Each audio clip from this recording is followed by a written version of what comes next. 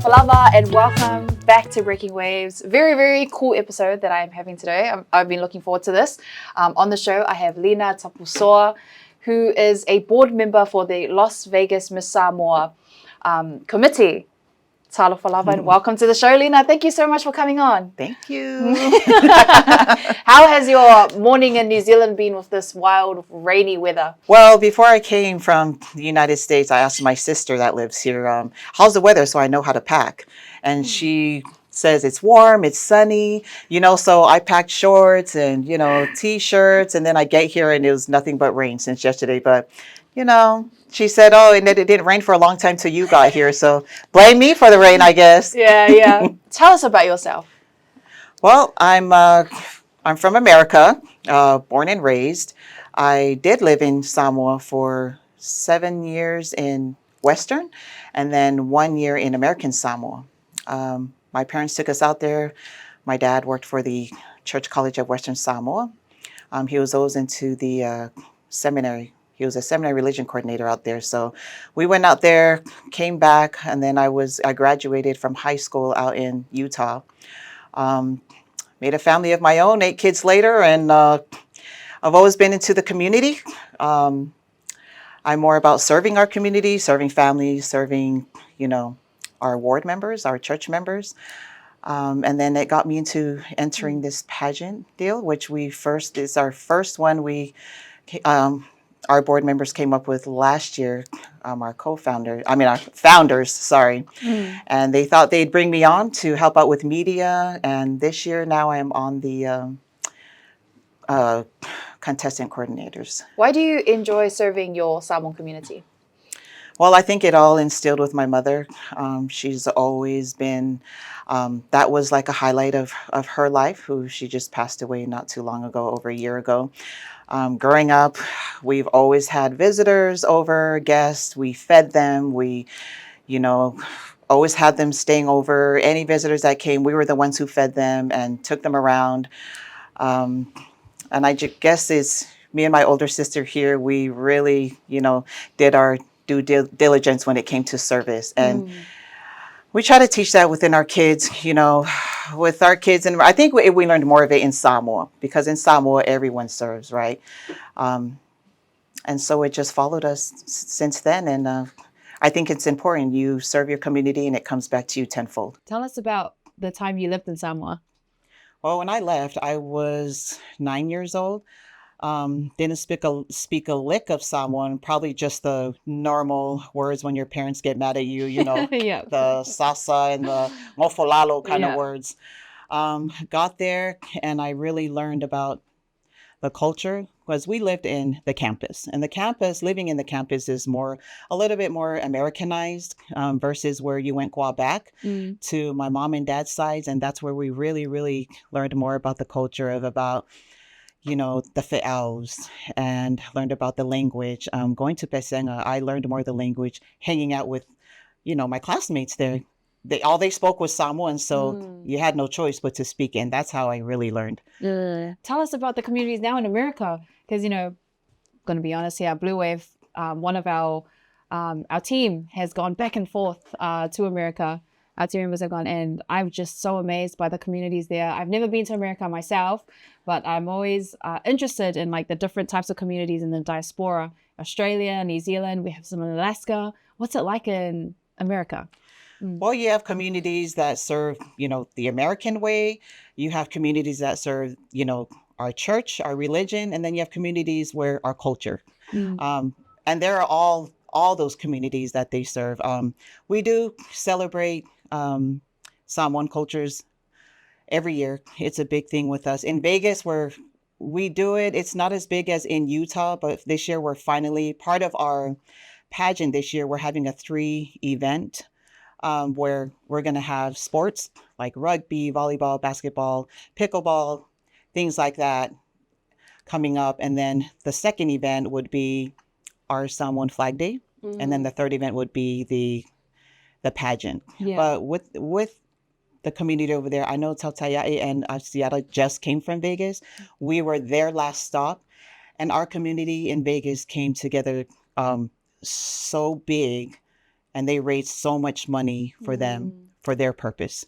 So, they say it's who you know. I think when you're a solid and honest member on a committee board,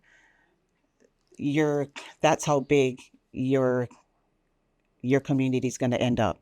So it was a big outcome when they came. So the pageant process with what's happening in Las Vagas, is this going to be the first year that they're doing? This is actually our second year. Last year was, fresh eyes, from all of us. Have to give a big shout out to our founders. It is Malia Efferding and Tofola Lofipo. They are they're very brilliant for coming up with this new, no one had experience in any of this, and just bringing me on was an honor for me to come on. We learned a lot about pageantry. We learned a lot about the contestants. And there's so much behind the scenes of what goes on in a pageant, right? So we had so many contestants that entered, but we had to cut so many too because of the age restrictions. And now this year, we extended the age requirements. So before you had to be between the ages of 18 to 26, we were trying to go by the guidelines of the pageant in Samoa, because when your girl wins, that's who you're going to be competing against. Where this year, we are now extending it between 18 and 30. With that, it just opens up more doors for our women, our young tamaitais, and we had to shy away a lot of them because of the age.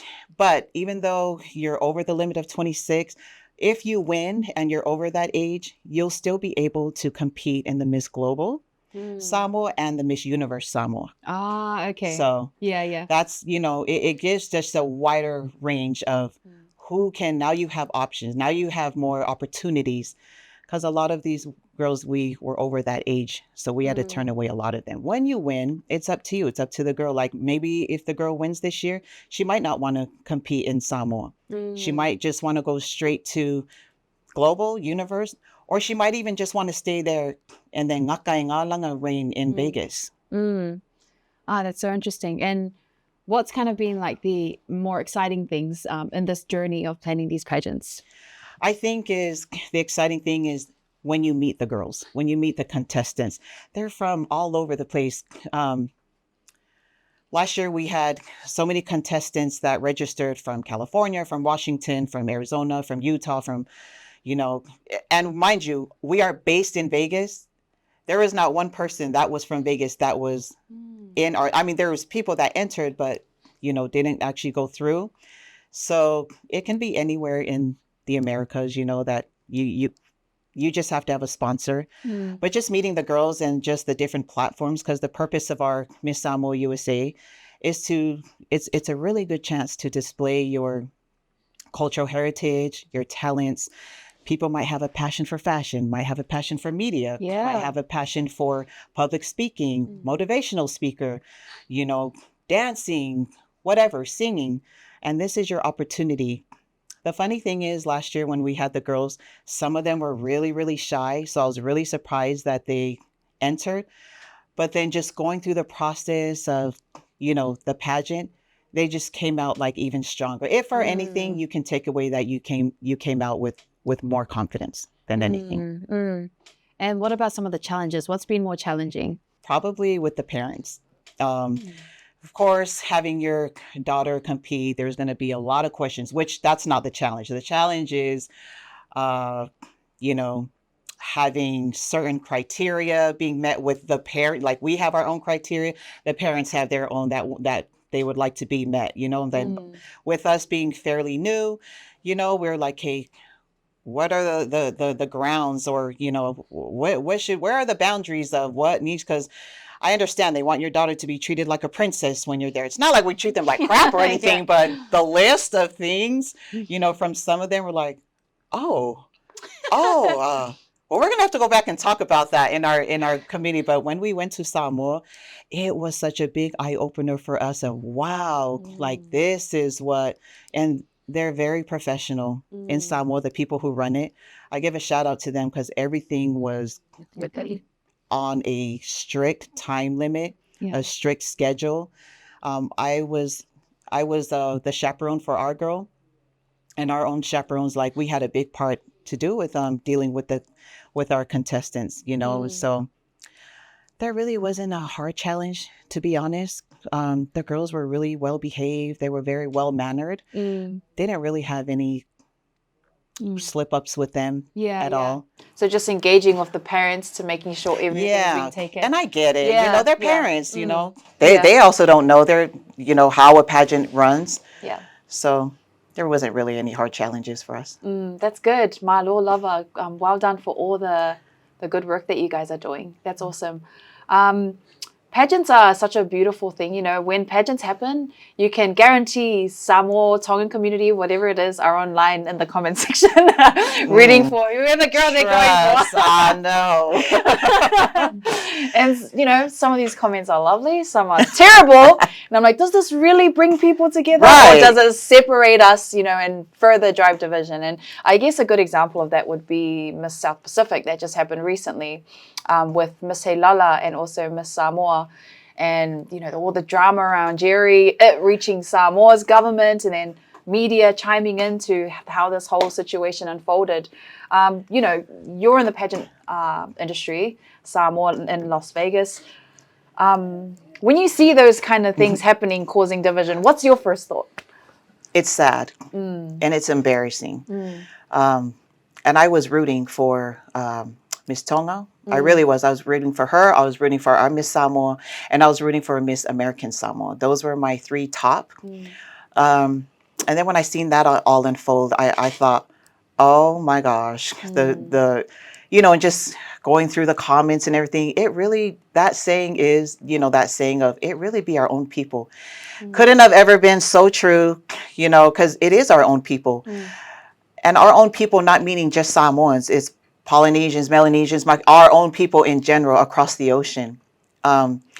We can never, that's why they say we can never have, good things because we tarnish it, right? We can never just all come and uplift each other. And the whole controversy, with Jerry cheating on the panel. Rigging votes and stuff like that. Me personally, I don't know Jerry personally, but I know from, my little research I did, about Jerry. He's a good person. He's an honest person. He's been in the industry, the pageant industry, for years and years, and I don't believe the pageant was rigged.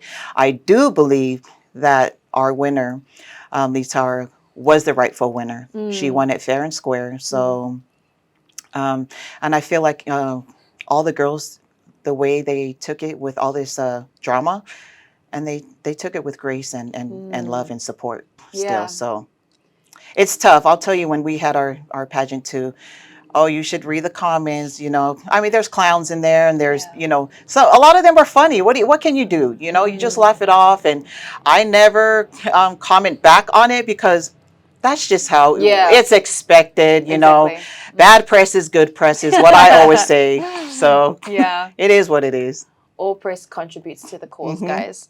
How do you think, more like a philosophical question, how do you think our community could solve how we engage online? Support, I mean, I'm not saying that you should always agree with whatever someone is saying online, but there's a way that your tone can come across on the comment section, right? Because a lot of the comments can be, I mean, it's terrifying. It's bullying, there's and if they're not on the other side where we're at, right? Like right now, we're on camera. We're going to make mistakes. We're going to make, sometimes we'll say things that we didn't mean it that way, but it came off to them that way. And trust me, I've been in that situation. I was on the news in Vegas, and I did a little slip up because we were explaining the fulumoa, that thing you put, and I said fulumoa. I'm like, feathery part, we call it a giki fulumoa. My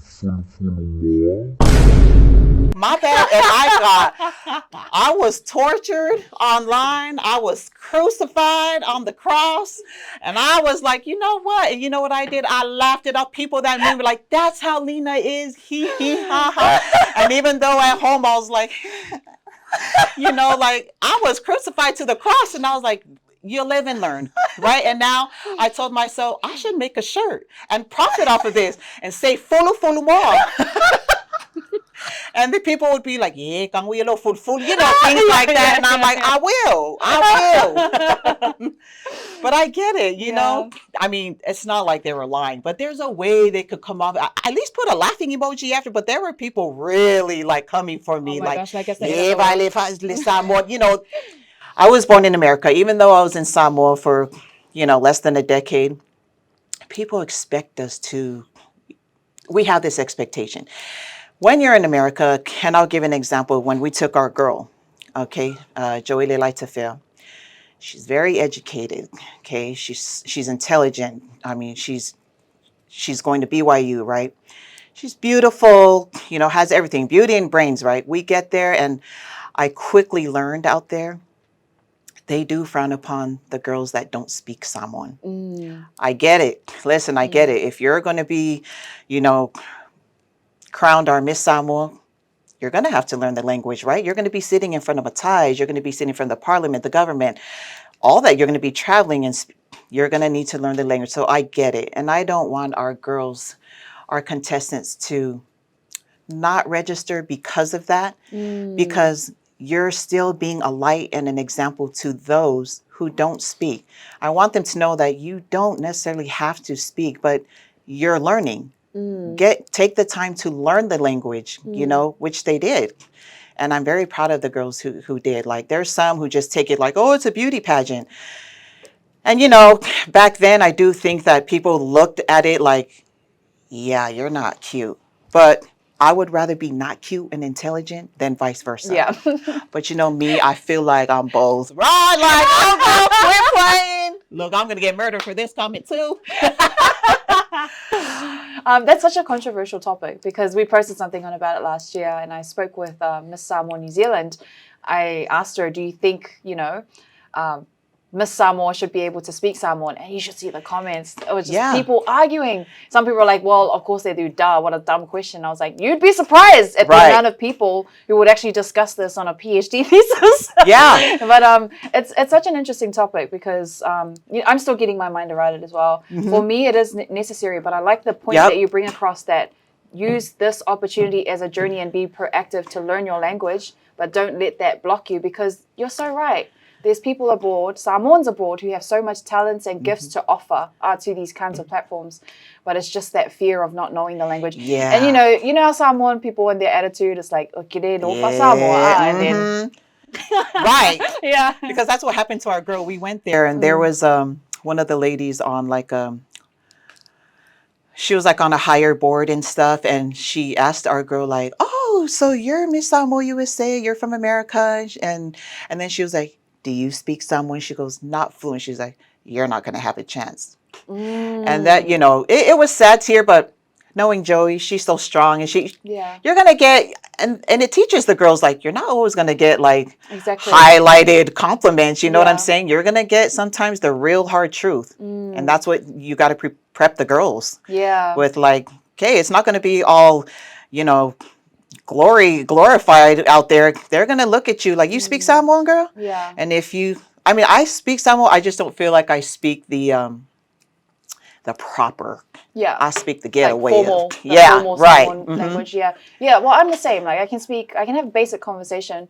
But when it comes to anything like Fa'amakai or super fa'alualu, I'm like, I still got stuff to learn. We're just like,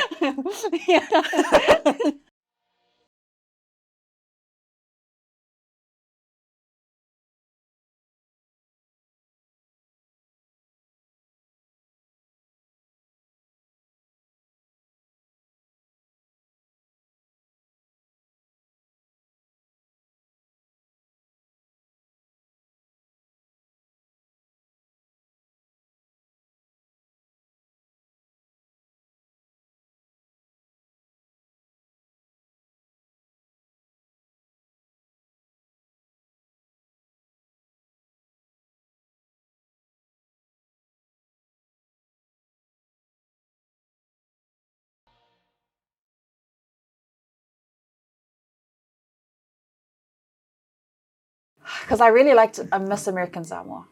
Me too. I watched her speech and I was like taken away. International connections, the networks we could be building overseas to build our people and our communities. And I feel like there are a lot of Samoan girls who have the brains to like and form these connections, but don't know how to speak Samoan. And I don't want them to feel blocked off from these opportunities. And you know how you're saying Miss Samoa has to go to government meetings and meet all these people and speak Samoan. Is that the only way a Miss Samoa should be able to serve? Or is that like the structure that they give Miss Samoa? This is where you're going to be like. Well, let's take Litara, for example, our current Miss Pacific.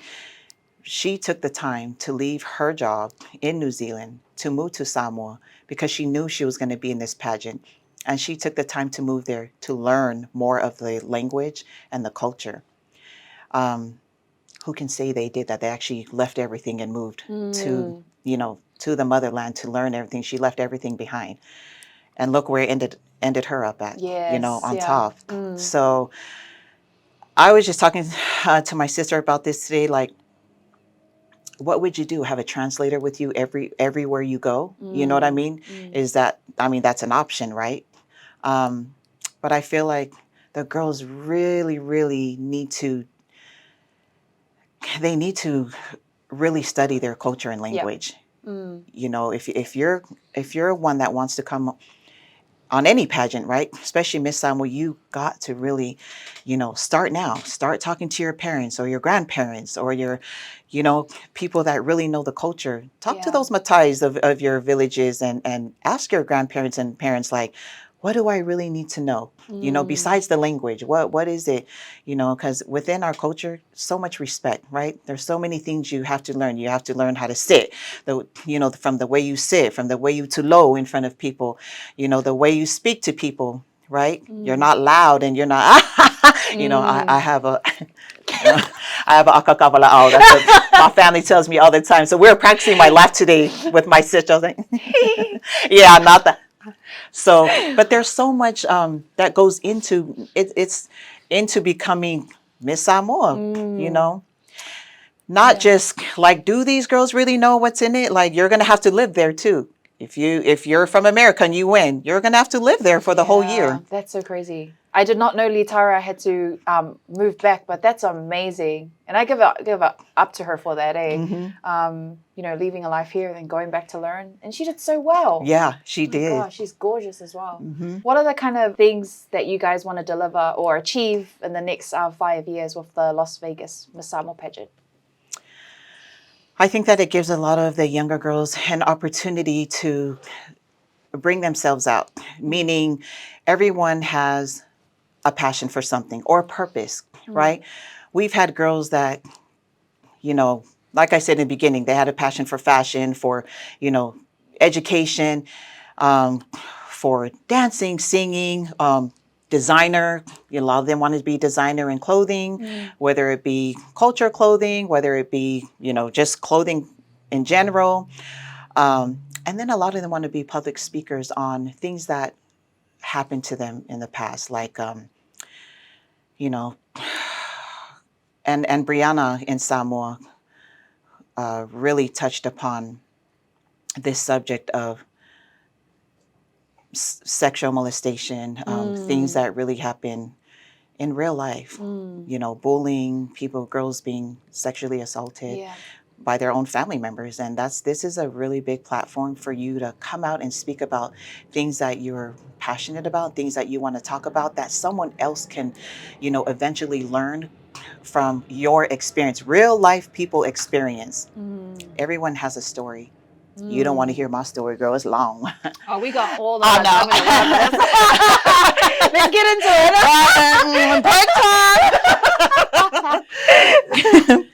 it. So thank you for sharing that with us. Tell us more information about the next pageant. So it's going to be July 25th and 26th. It's just a one day, but we have the day before to do our 550 Anae, and then the 26th is our big pageant night. You can register on MissSamoaUSA.com. I am one of your contestant coordinators, so if you want to register, you can hit me up directly. I won't share my phone number right now because I might get hit up by the wrong people.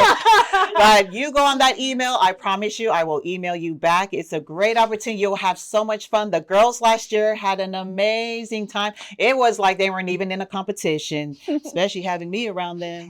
I'll make sure you have the best time of your life. Yeah. Guys, we will be attaching more information if you want to join in this video. And just the last question to wrap this up. Thank you so much for your time. Advice for the girls who are going to be signing up. Be yourself, honey. Listen, I have this one saying where if you're always doing what you've always done, then you're always going to be what you've always been. Beautiful. Look at that. Girl! Watch out for my book coming out soon. Tips from Lina. Breaking waves.